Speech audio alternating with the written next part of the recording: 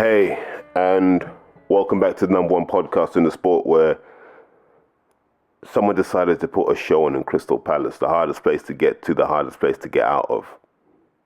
Like, sometimes you wonder who sits in these offices and makes decisions and how grounded they are in reality. And it's not necessarily a shot, it's just a frustration that if you asked most people who wanted to see Riakporhe versus Billam Smith, someone like the Copper Box would have made more sense. Now, whether you could you could easily start the Copper Box for that card. I'm not going to pretend otherwise.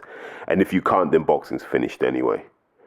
But this episode isn't about that. We might touch on it towards the end, but it's about two boxing deals that have sort of come up in the media this week.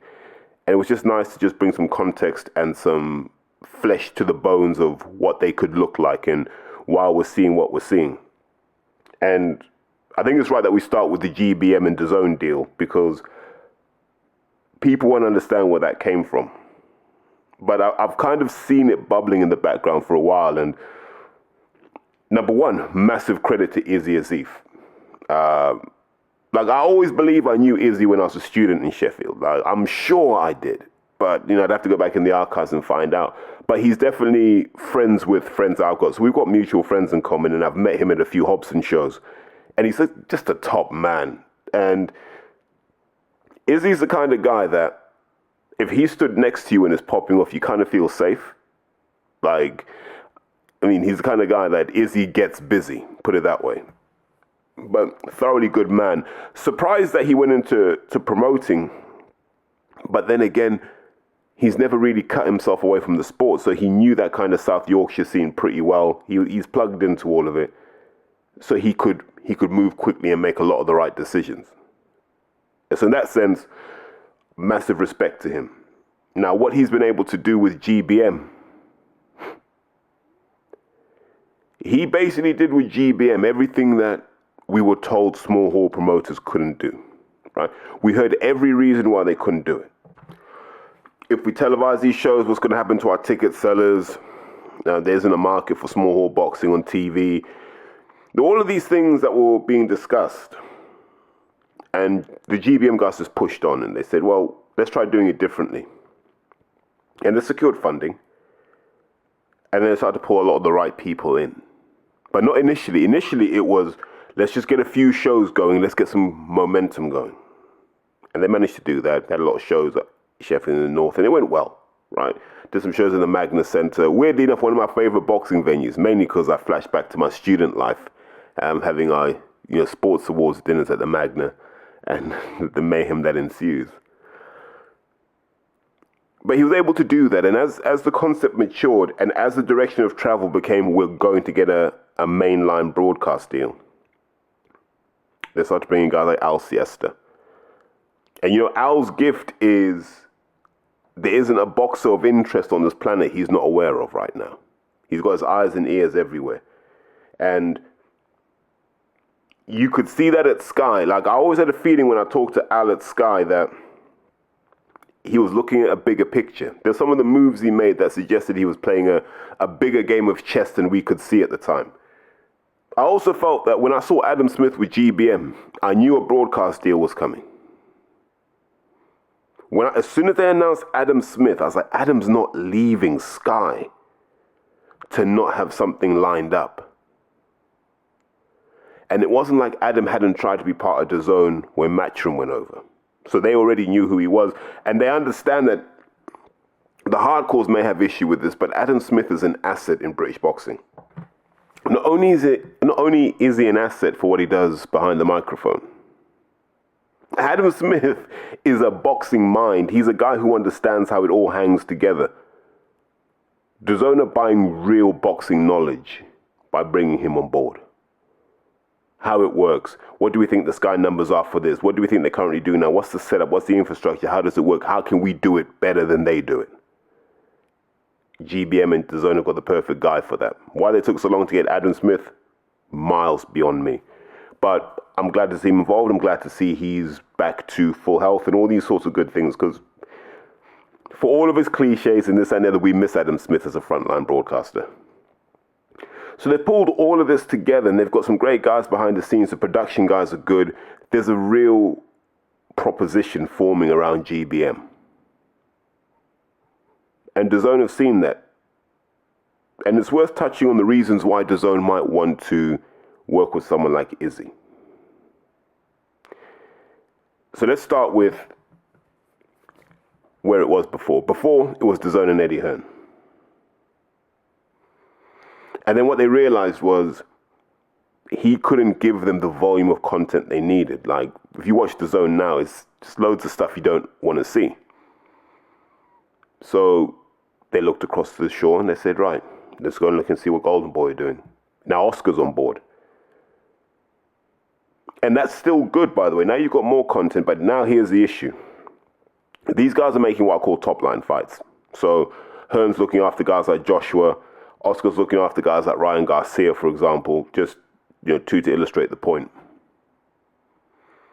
And that puts them in that position of, we need to focus on these big fights, making these big fights, promoting these big fights, making sure they're huge events, right? And that works well for DAZN.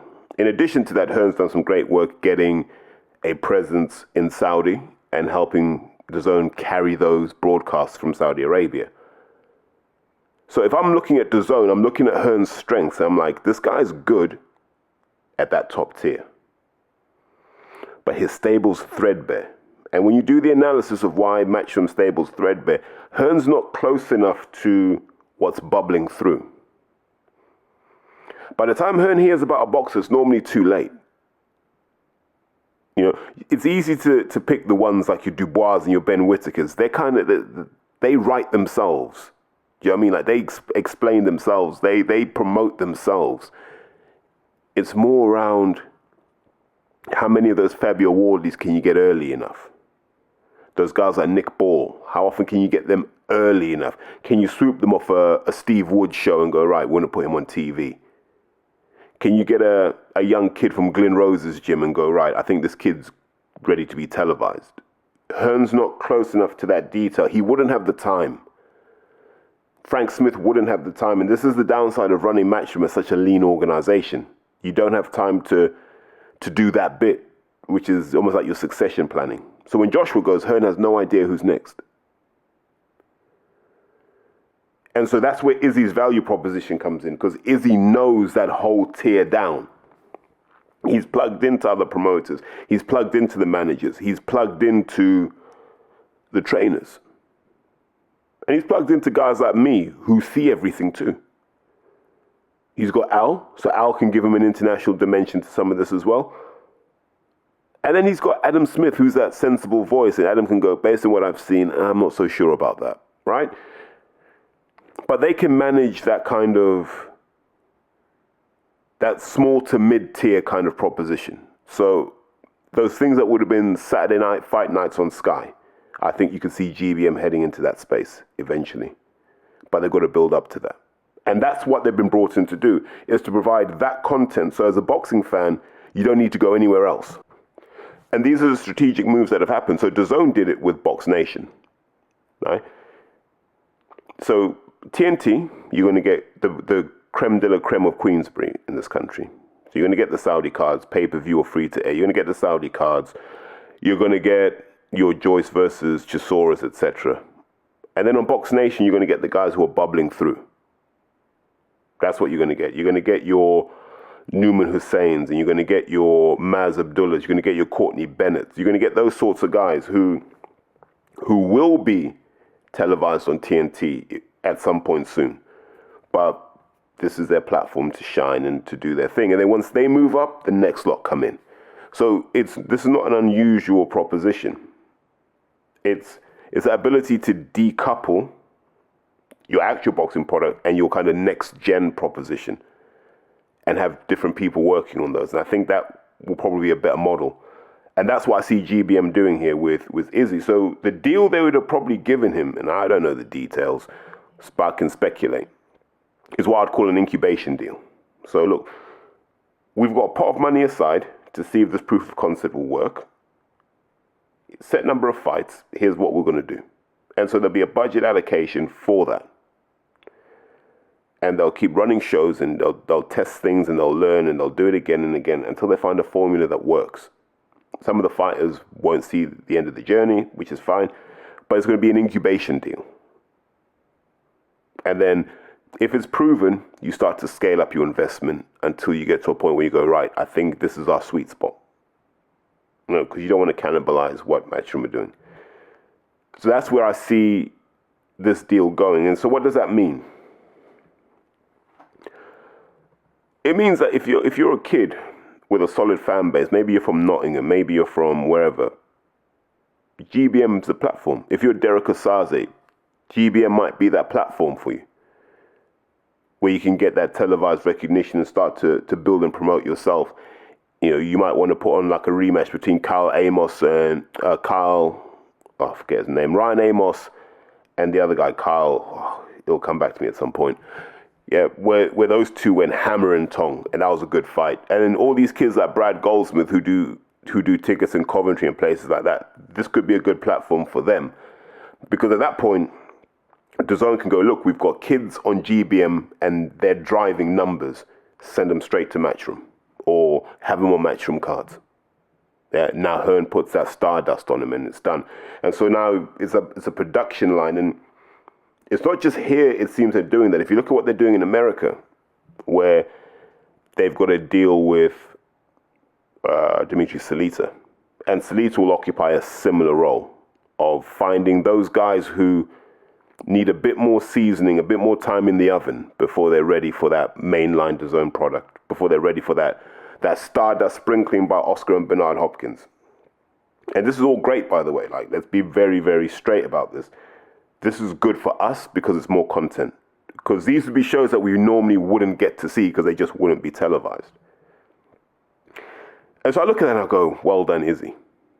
Well done for having the foresight. If it wasn't him, whoever pulled us all together and had that vision to go, this is how we're doing it, brilliant, because they've done this in like 2.5 years. Do you know what I mean? Like, sliding out of the pandemic into this. And when they started off, and I remember talking to Porky about this, because he's plugged into that network.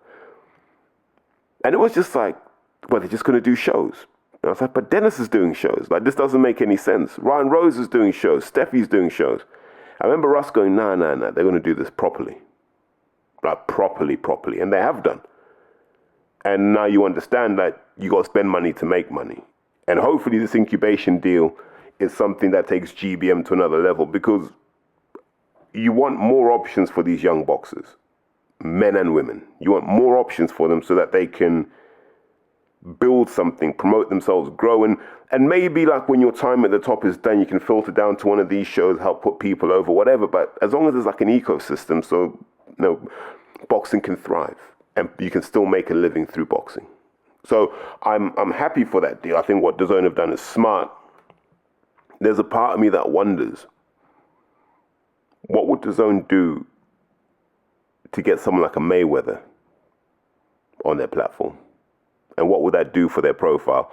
Is that where DAZN are headed? Like, look, let's just get all of these kind of solid promoters who can deliver good shows, and let's get these superstar promoters in that can do that stardust thing that we need, and they will bring the viewers on. And then, you can get Mayweather doing exhibitions and so forth. Because I find it hard to believe, and I think I've been talking about this in the last 24 hours, I find it hard to believe that Floyd Mayweather is going to exist and Turkey is going to exist and these two don't do business together. Like, that would just represent one of the biggest missed opportunities in boxing. Because the Saudis are like, look, just bring Mayweather here. Yeah, we know what he did in Israel, but we know that was just for money. We'll give him money. Yeah, we'll give him money. He'll probably convert over here. So let's see what DAZN do, because I think that's a really interesting development where they've taken the approach that we can't just rely on those fights that happen once every 3 or 4 months. We need a regular cadence of boxing content that gets the name DAZN mentioned out there, because then people start to connect DAZN boxing with the grassroots, with the hardcore. And it's a way of not being 100% reliant on Eddie Hearn for your brand profile, because there's some good that comes with it, but there's also some bad that comes with it.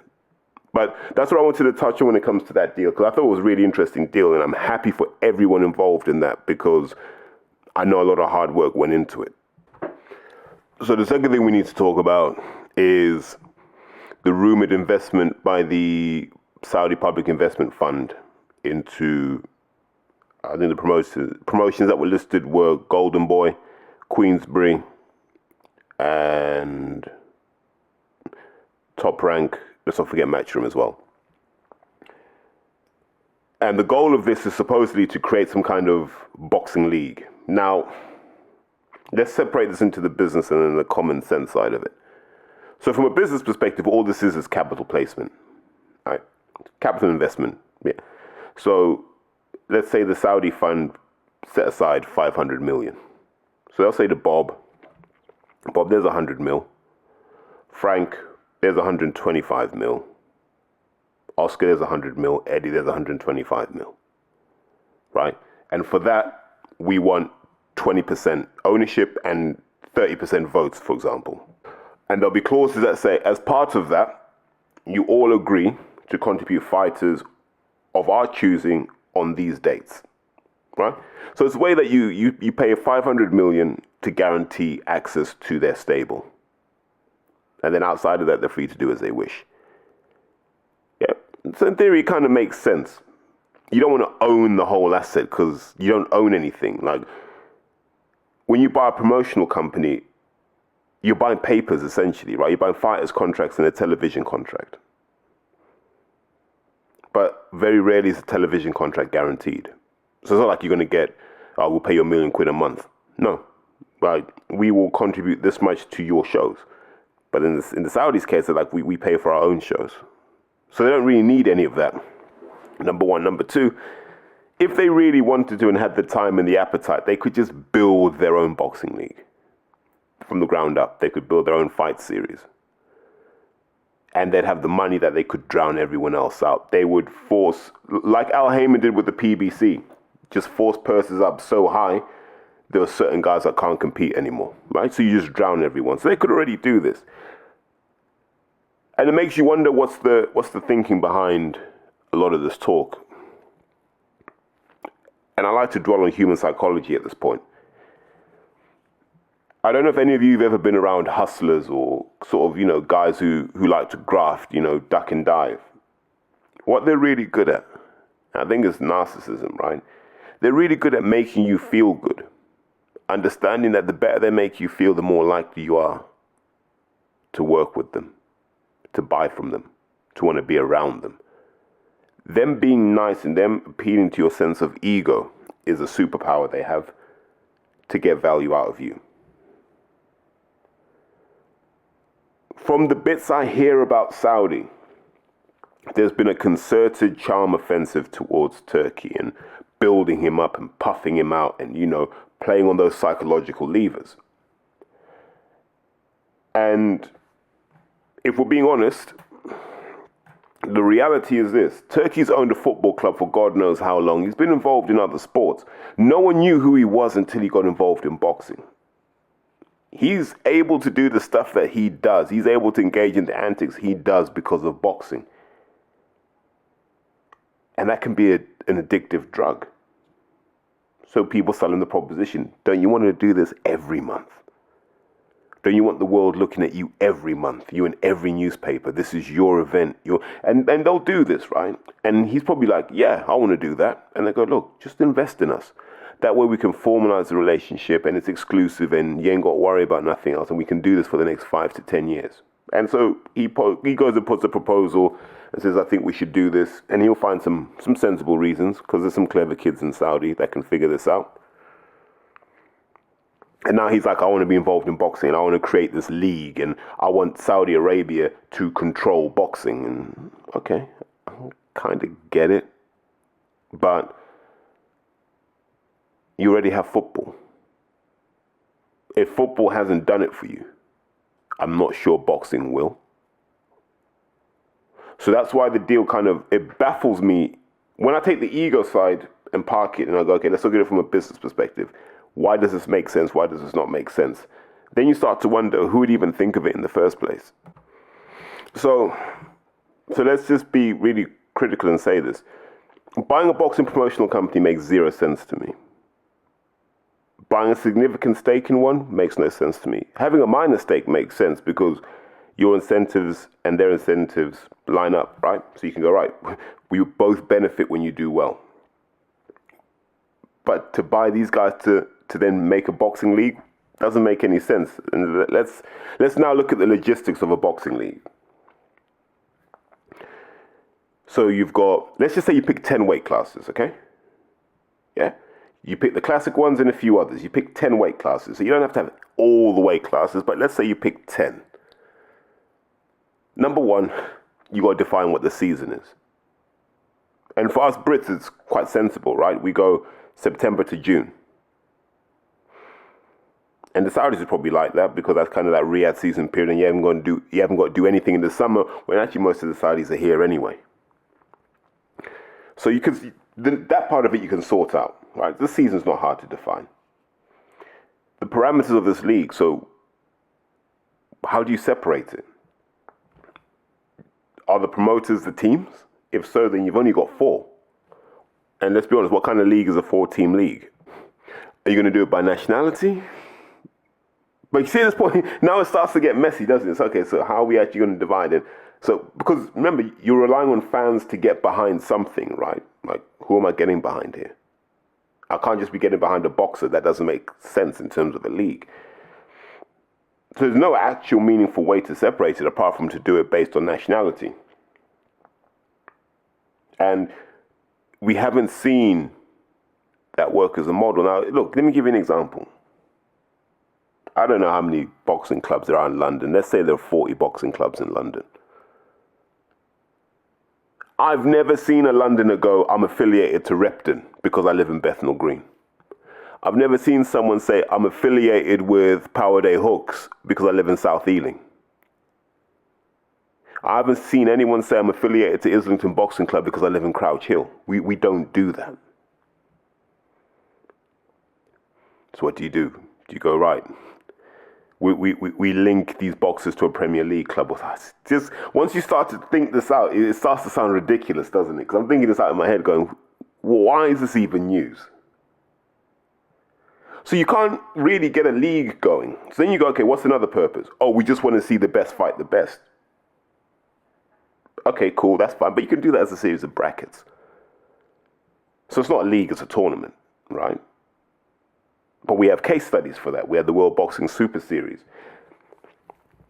And the first time they did it, brilliant, right? We got a lot of clarity. So we got Callum Smith at the top of the super mid, and we got Usyk at the top of the cruiserweight. It felt kind of right. And then after that, we got Josh Taylor's undisputed. Actually, did he win undisputed then, or did he just, was that like almost the fight before the fight? But he won a stack load of belts in the World Boxing Super Series, but that took forever. And it got harder and harder to collect the money. Once sanctions started to pop up everywhere, it was harder to collect the money. And even that took a long time.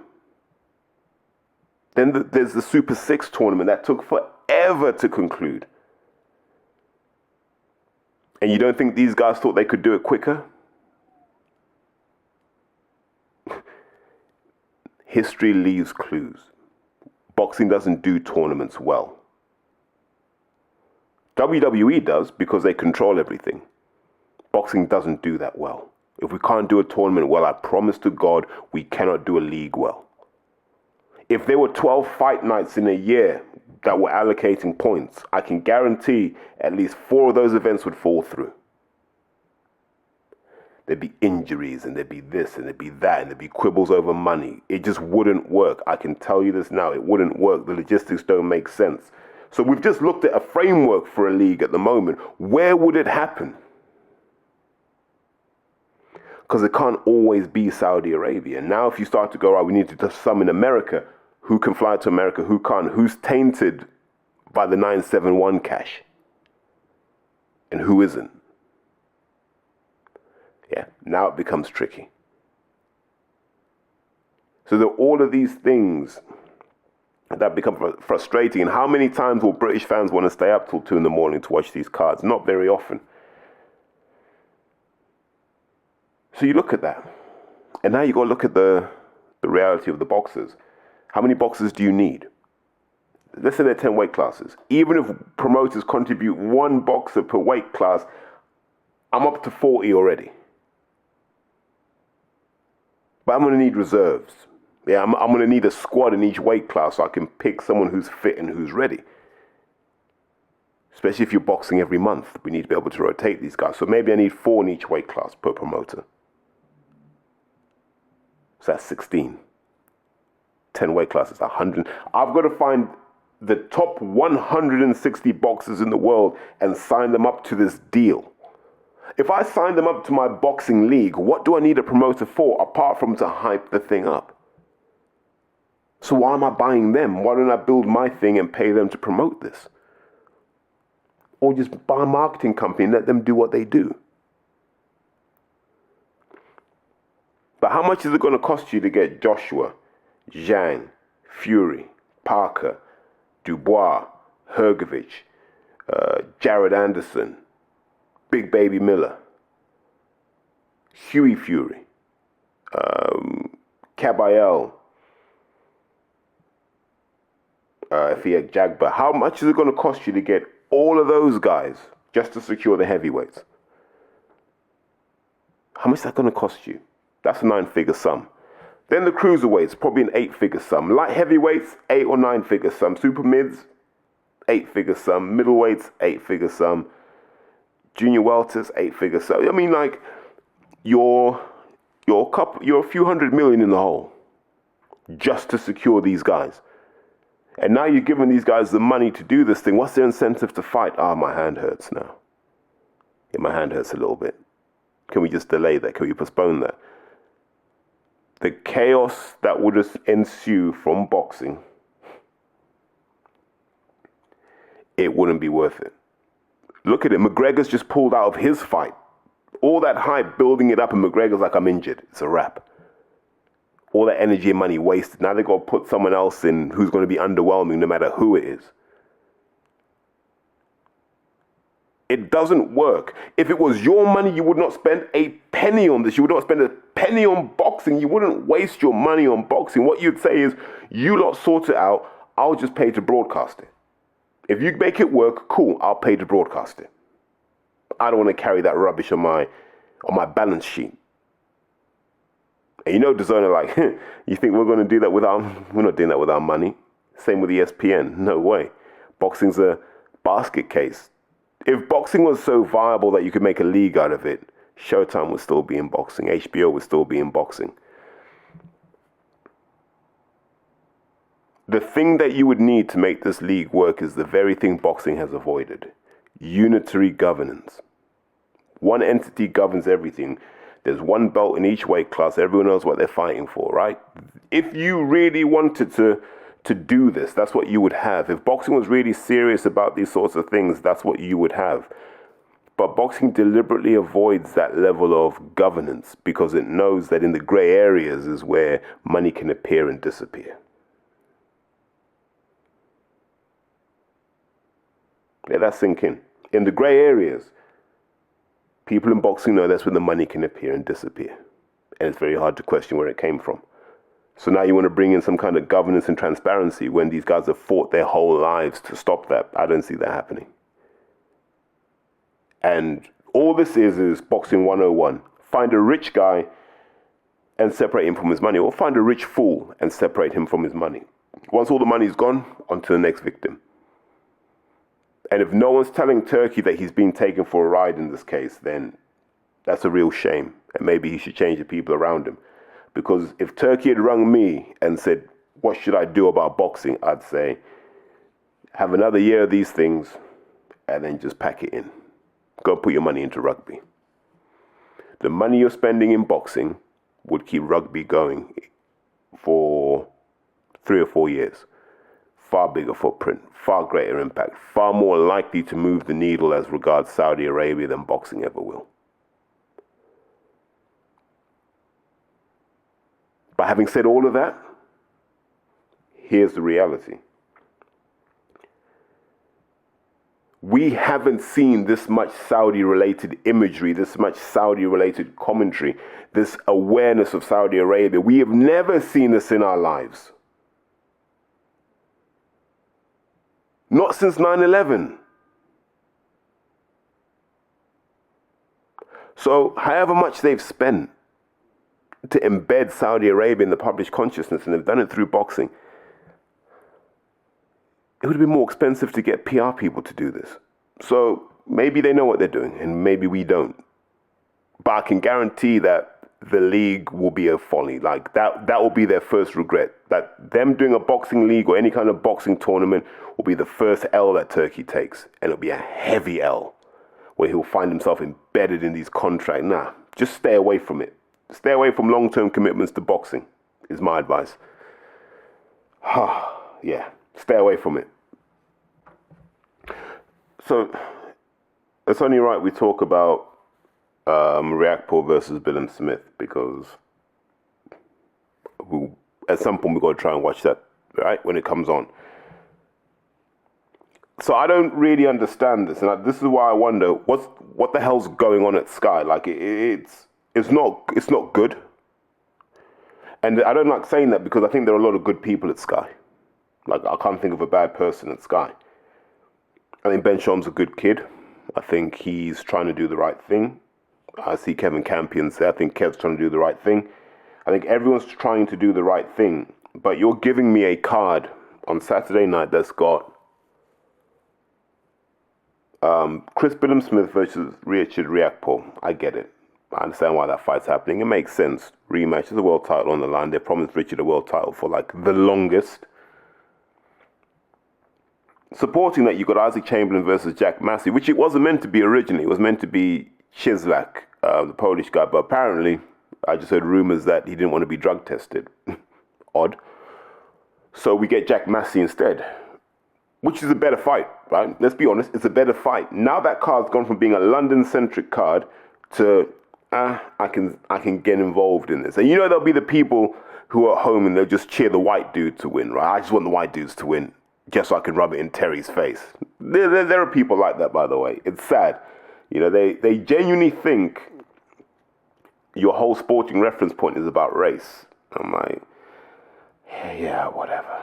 You know, like, weird how people just assume so much, but you can't stop them and let them live their delusion. So you got those two fights. And then, like, the drop-off in quality of fight is ridiculous. Like, Ben Whittaker's fighting a guy who's famous for just showing up at a press conference. Like, I don't see what that does for Ben's career. Like, it's just a stay busy fight. It's a chance for Ben to get, I guess, another rep, right? Just go through the process again, build up that resilience. Dan Aziz is on the comeback trail against, like, the second best Croatian light heavyweight. God knows who the best is, but God help us. But I understand why Dan's got to do what Dan's got to do, because, you know, he lost to Josh and he wants to prove that he still belongs to that top table. I'd like to see Dan Aziz versus Jesse Hart. If we're going to do fights, let Dan fight guys like Pascal, like Jesse Hart. You know, guys in their 30s who are tough like he is, and will be an entertaining fight. Let him have that. I don't want to see, and I know this is going to come, they're going to try and feed Dan to Ben Whittaker, and I don't want to see that. Dan deserves better than that. Dan deserves to have an international fight that they've refused to give him, and I've been campaigning for this for God knows how long. Let Dan Aziz fight someone, an American, a Canadian, whatever. Let him go out there and build something for himself. Stop using him. But we'll see what happens after this fight. Because they can't keep giving Ben Whittaker stiffs. At some point, he's going to have to fight somebody. I would have given him Joel McIntyre way back when. There were loads of guys you could give him. But if he doesn't fight someone like Shakan Pitters next, you start to wonder. Because Ben hasn't got time. He's an Olympic silver medalist. Just get it cracking.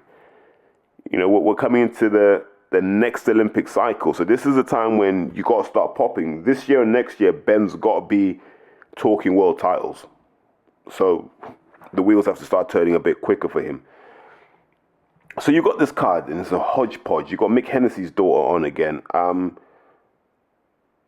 she's trying to do like her best Ellie Scotney impression, but you're Mick Hennessy's daughter. I don't think Mick Hennessy's been on the breadline since you were born, but I might be wrong. I don't want to presume, but we saw the house that Mick Hennessy had to mortgage for the Joe Parker fight.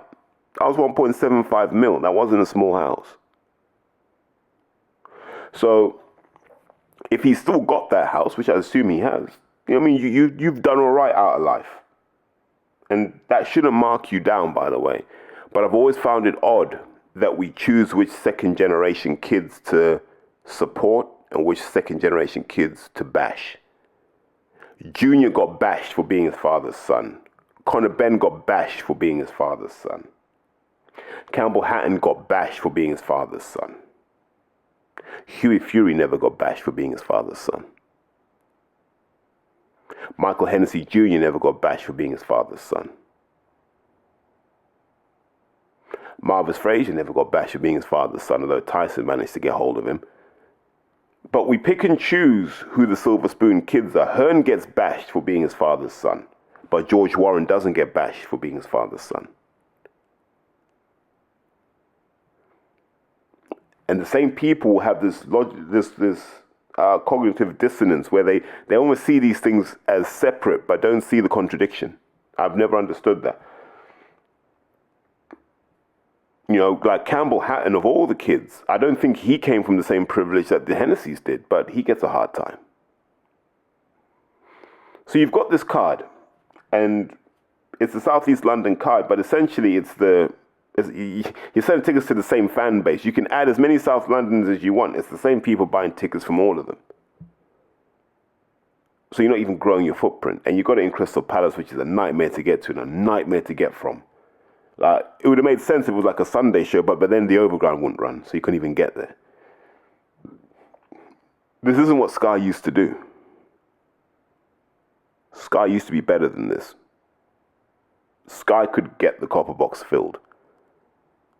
But it's like people at Sky don't want to try anymore. I'm going to ask an honest question. Is it that the people at Sky don't want to try for Ben Shalom anymore? Someone's got to come out and say what it is. Is it that the people at Sky don't want to try for Ben Shalom anymore? Have they lost faith in Ben? Because I'm going to say this, and I hope I'm proved wrong, because I never think it's fair, but we're a year away from the new contract having to start, and I don't believe Ben Shalom will be at Sky next year.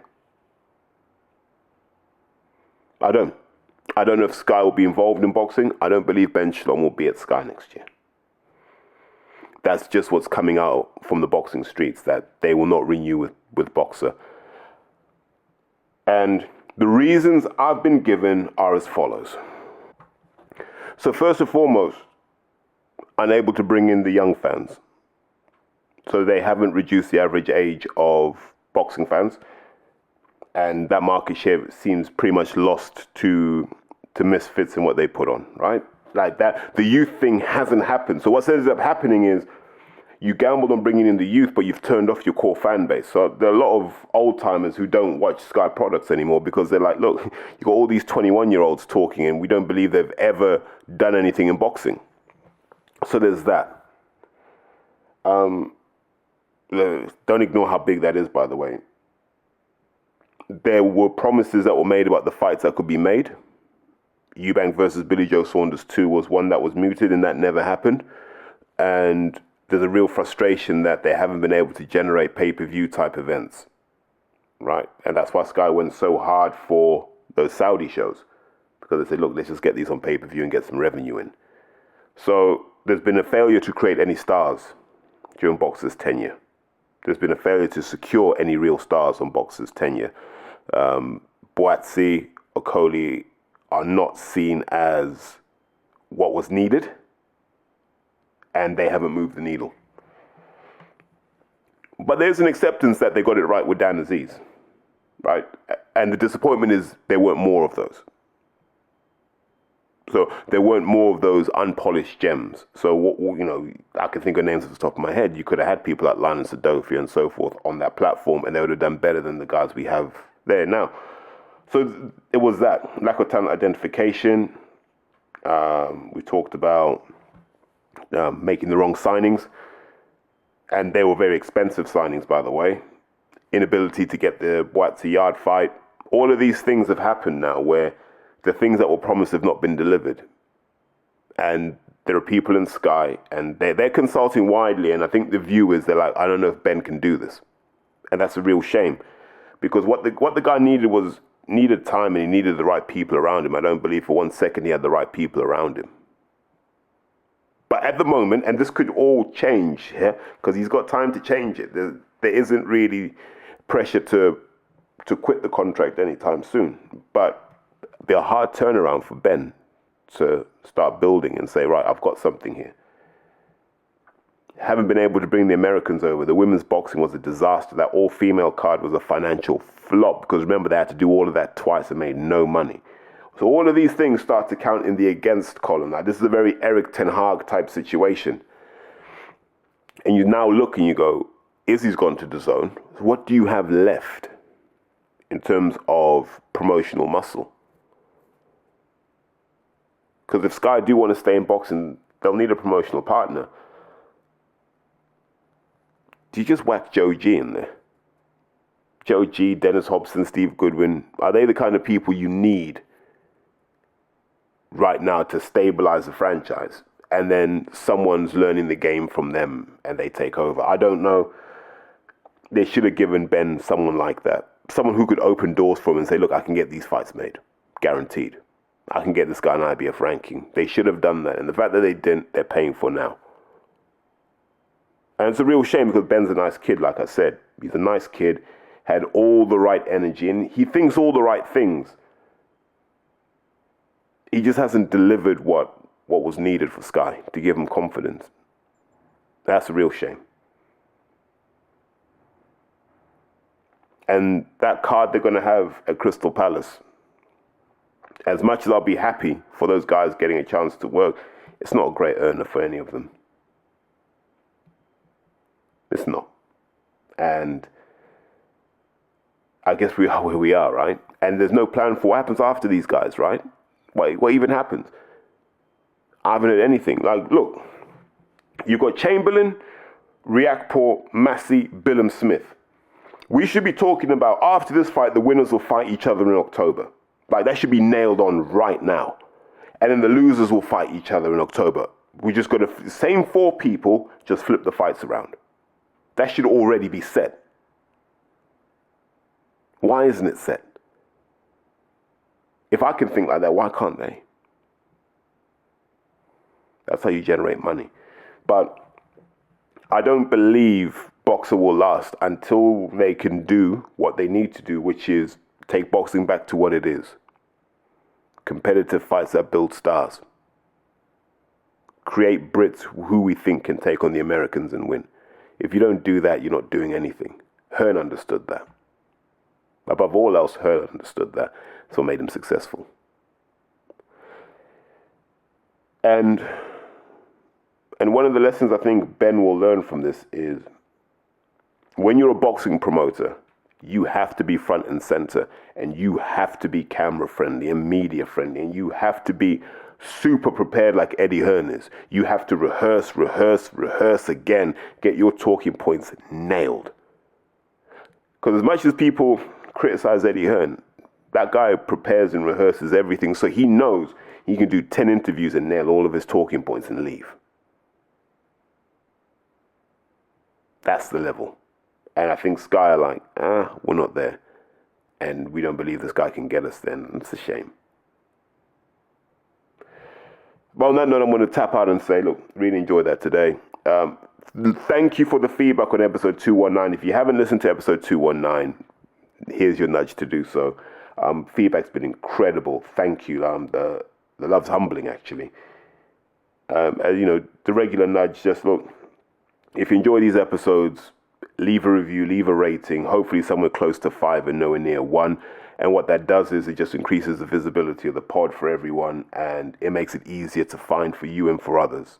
And I think that's always an important thing, just making sure we shine light on good boxing content. You know, look, we've sat here for 40 odd minutes and I've just told the truth as I see it. You know, I could have been political about this, but I've just told the truth as I see it. So yeah, if you like it, share, as always. Trying to think if there's anything else. Good luck to Keenan Brown Wigfield. He boxed on the Carl Greaves show. So I hope he does well. Good kid, a regular listener of the pod. You know, when boxers listen, and you got to shout them out, guys like Macaulay McGowan, who's also boxing. I forgot he's boxing as well. So kudos to him. Another Joe G fighter. I wish they gave him an A-side slot, man. Give that guy an A-side slot at some point, man. Stop feeding him to people. But just wider than that, just coming back to the Leicester lads. If you are in Leicester and you're looking for some good boxing, that Carl Greaves show's solid. Maybe DAZN want to talk to Carl Greaves as well. Look, you got Callum Blockley, decent enough for the small hall. You got Brad Goldsmith, who I think is too good for small hall. Leon Woodstock on his comeback trail. Who else have you got on there? Obviously, you got Keenan Brown Wingfield. You got Musa Moyo, who's not too bad. You got a lot of good kids on there, and that M1 corridor doesn't get enough love. So I think that might be a decent shout for some entertainment. Obviously, if you're in Bolton, you've got the Channel 5 card. Can't remember who's on there, but I think Lerone Richards is on there. And I think I made a prediction, and I said, if they start pushing Lerone Richards towards world titles in the next year, 18 months, you will know that everything I've ever said on this podcast is true. If you start hearing that talk about world titles and this and the other, you will know that everything I said on this podcast is true. Although if they don't, then I might look stupid. But these are the gambles you take when you believe in what you know. And on that note, I'm going to tap out and say, listen, guys, take care. And hopefully, I shall be back soon. Porky's Corner is proud to be sponsored by Spartan Site Solutions. They are specialists in civil engineering and demolition contracts for the construction industry. Interested parties should visit their website or contact Porky's Corner for a referral at porkycorner@mail.com.